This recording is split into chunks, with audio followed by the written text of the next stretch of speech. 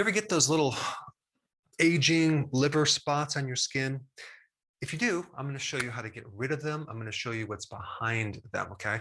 Now, you can call them aging spots, dark spots, or liver spots, but in actuality, it's not necessarily the liver that's causing those spots. It's really just too much of this thing right here called melanin, okay? Melanin is a pigment on your skin. It's what gives your skin a certain color. And this pigment protects against UV radiation. The sun gives off a lot of different waves, or you could say radiation. It's like UV waves. You have the visible light spectrum, which involves all these different colors. And then you have infrared. And so if you go in the sun, you're constantly getting hit by certain amounts of radiation. And melanin is there to protect you against this UV very specific band of energy. And so this pigment melanin is very similar to the pigment in plants, okay? Like chlorophyll is a pigment in plants.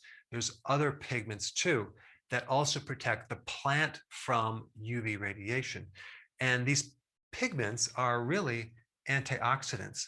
So melanin is an antioxidant.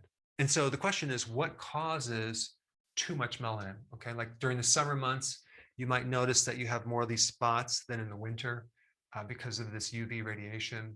As you get older, you might have more spots. If you're a diabetic, you might notice more of these spots. If you're pregnant, you might have more of this pigmentation. If you are on birth control pills or are taking hormone replacement therapy because of estrogen, you might notice more of this pigmentation. Also, when you're under a lot of stress, you could notice more of this pigmentation. Why? Because excessive estrogen increases melanin. Excessive cortisol increases melanin. Excessive insulin increases melanin. And so you have all these triggers that are increasing melanin, okay? The purpose is to protect you against UV and also act as an antioxidant.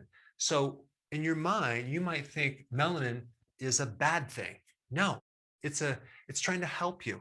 So the real reason why melanin is increasing, it's trying to counter all the free radical damage and the oxidation that's happening in your skin.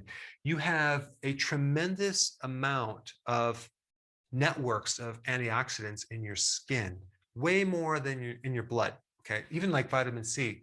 You have certain amounts of vitamin C in your blood, but you have way more in your skin.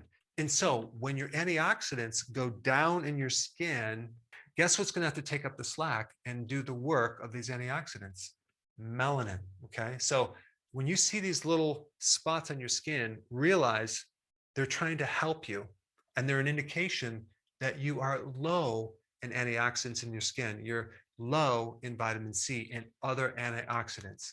And so when you look at the mechanism behind melanin, there's this enzyme here called tyrosinase that actually, it's kind of a browning enzyme, and it's going to be necessary to make melanin. And so if you look up tyrosinase inhibitors, okay, things that will inhibit this and help balance it out, they're all antioxidants, okay? You have cinnamon, cocoa bean, grape seed extract, green tea, aloe, vitamin C, licorice, quercetin, and melatonin. Melatonin, okay, different than melanin.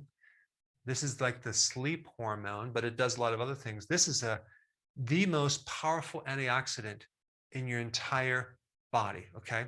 And take a little guess what the best trigger for increasing more melatonin is. It's actually sun, but not the full spectrum, the infrared part of the sun, which by the way is like 50% of the sun. So is it the sun that's really causing these dark spots? No, not necessarily. Now, if you're going out in the sun and you're baking your skin and you're cooking your skin and you're burning, yes, okay, that's excessive amount. But typically it's because you're going out in the sun and you don't have enough antioxidants because your diet isn't right. And this melanin has to overcompensate and make up the damage. But the cool thing about getting infrared from the sun and generating melatonin is that you don't necessarily have to expose your skin to the sun directly, because the infrared wave goes right through your clothing, it goes right to your hat, it goes right into your skull, and it can start to build up melatonin in your body, okay? So there's really two things that you can do. One is if you want to see some quick changes, you can pretty much do any one of these, okay, in some type of cream and put it directly in your skin. Like the vitamin C serum works really, really good on that, okay? But the problem is you have to keep using it until you build up your antioxidants in your skin. People don't realize that this is really an internal problem.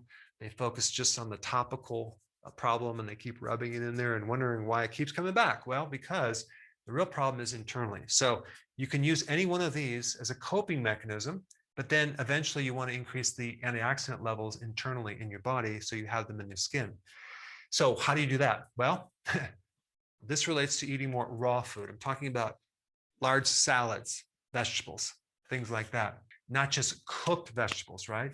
Eating foods high in zinc. Zinc is so important for your skin and also building up your networks of antioxidants, okay?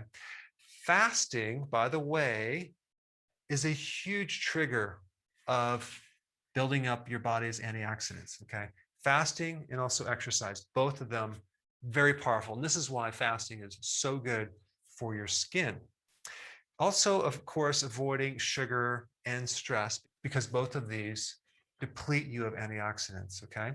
And then, of course, if you're out in the sun, avoid burning your skin. Be out in the sun on a regular basis, but then cover your skin before you burn, okay? Now, if you have not seen my video, melatonin, it's a really good one that'll explain how to increase that from the sun. Check it out. I put it right here.